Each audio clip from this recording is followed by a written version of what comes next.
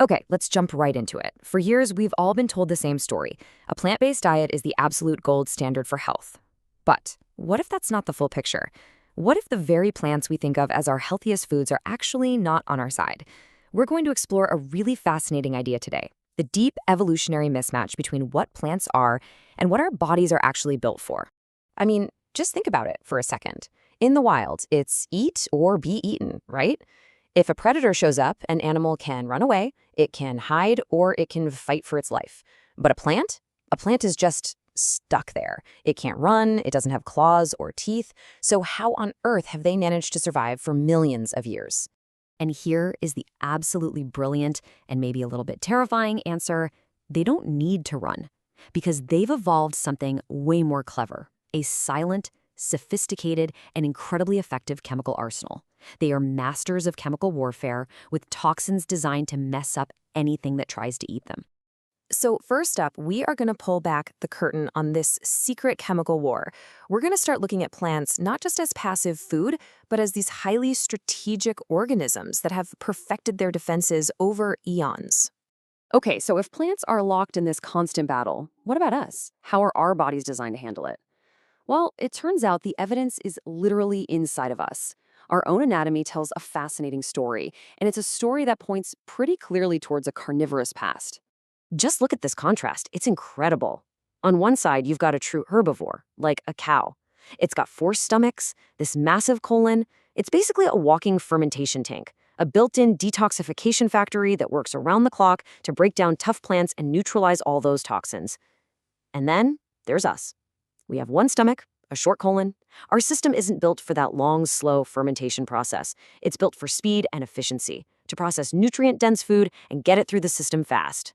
And here's the real kicker. Our 1 little stomach, it is intensely acidic. We're talking a pH of around 1.5. That is not the stomach of a plant eater. That's the kind of stomach you find in an apex predator, a scavenger. It's a stomach designed to do 2 things really, really well: completely dissolve animal protein and fat, and obliterate any nasty bacteria or pathogens that might have come along with it. So let's meet the actual weapons in this chemical war. We need to talk about something called anti-nutrients. These are the specific tools that plants are using to fight back. So what exactly are anti-nutrients? They aren't an accident. They are natural toxins and compounds that have a very specific job: to stop predators, yep, that includes us, from getting the good stuff from the plant. They work by messing with our digestion and blocking our ability to absorb nutrients. They're designed to make us feel unwell, so we think twice before coming back for another bite. Let's look at the actual attack plan here. You've got things like lectins, which you find in beans and grains. These are like sticky little proteins that can latch onto your gut lining and cause all kinds of damage, leading to what a lot of people call leaky gut. Then there are phytates, found in nuts and seeds. They act like tiny magnets for minerals, grabbing onto things like iron and zinc and making it impossible for your body to actually use them. And of course, oxalates. These are the sharp crystal-like compounds in things like spinach that can build up and cause inflammation, joint pain, and even kidney stones. When you put it all together, it's like the plant is sending out a very clear warning, one that's been encoded in its biology for millions of years. And that warning is simple: go ahead, eat me, and you will pay the price. So if plants are this minefield of defense chemicals, what was the solution for our ancestors? Well, this brings us to the ultimate reward, the evolutionary hack that might have changed everything for humanity: meat. You really have to ask yourself this question. Hunting a woolly mammoth was ridiculously dangerous and burned a ton of calories. So why on earth would our ancestors bother when they could just walk around gathering plants? The only logical answer is that the reward had to be massively, overwhelmingly better than the risk. And here is the genius hack. Our ancestors essentially outsourced the dangerous work. They let the herbivores, with their purpose-built 4-stomach detoxification factories, handle the plants. So the cow eats the grass, which is full of nutrients, but also all those defense chemicals. Its amazing digestive system filters out the bad stuff, breaks down the fiber, and what's left? Pure, concentrated, safe nutrients, which it then stores in its muscles and fat. All the human had to do was eat the cow.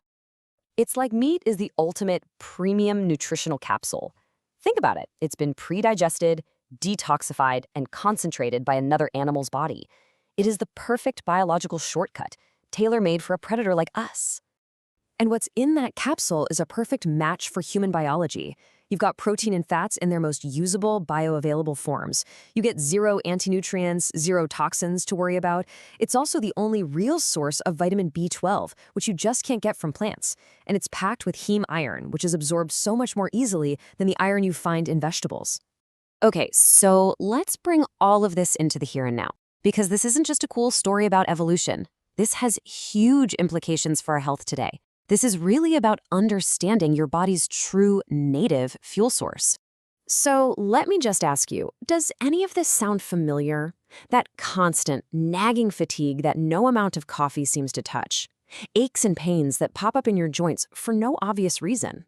Or those chronic digestive problems, bloating, gas, just feeling off, that have sort of become your new normal? What if those things aren't just random annoyances of modern life? What if they're actually symptoms, signs that your body is fighting a daily low-grade war against an onslaught of these plant-based chemical weapons? A body that's just struggling to cope with a constant barrage of lectins, phytates, and oxalates from foods you thought were good for you. So, we'll end on this final thought. We've all been taught to look at our food in terms of vitamins and fiber.